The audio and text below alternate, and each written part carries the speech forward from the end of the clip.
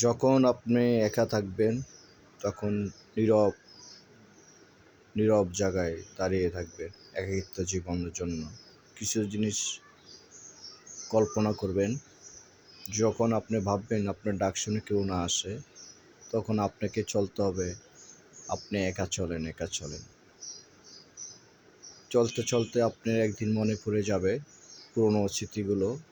কখনো যদি গুছিয়ে আসে, তখনই যেই আমি হব সাকসেস, তখনই হব আমি ধন্য।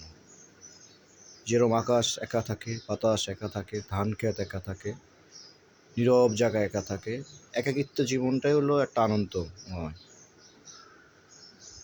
আশা করি সবার আনন্দ আর আমার আনন্দ অনেক পার্থক্য।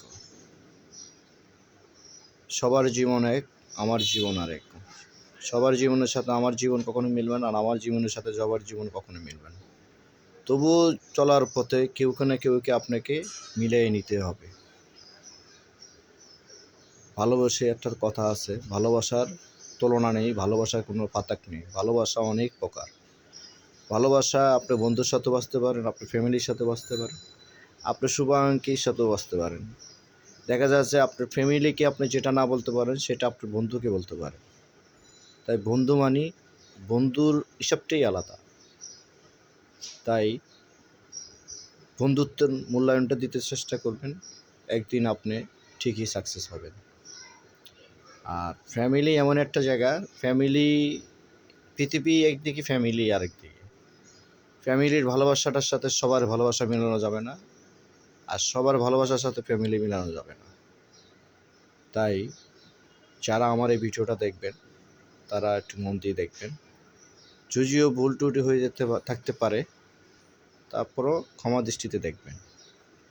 অবশ্যই আমি কবিও না, আমি কোনো একজন লেখকও না। আমি আমার মতনভাবে একটা ভিডিও করার জন্য আমার ভিডিও করেছি। আশা করি আপনাদের কাছে ভালো লাগবে। সেই সোনালি ধান ক্ষেত, চালার থেকে ধান হয়, ধানের থেকে চাল হয়, চালের থেকে ভাত হয়, ভাতের জন্য মানুষের জীবিকা, ভাতের জন্য মানুষের কষ্ট, ভাতের জন্য মানুষের এত হাহাকার। তারপরও সব কিছুকে মেনে নিতে হবে। ধান ক্ষেতের চারিদিকের গাছপালাগুলো দূরত্ব থেকে অনেক সুন্দর লাগে, তাই আমার কাছে অনেকটা ভালো লাগে। মনে চায় দেশের বাড়িতে যখন যাই, গ্রামের বাড়িতে যাই, তখন ধান ক্ষেতের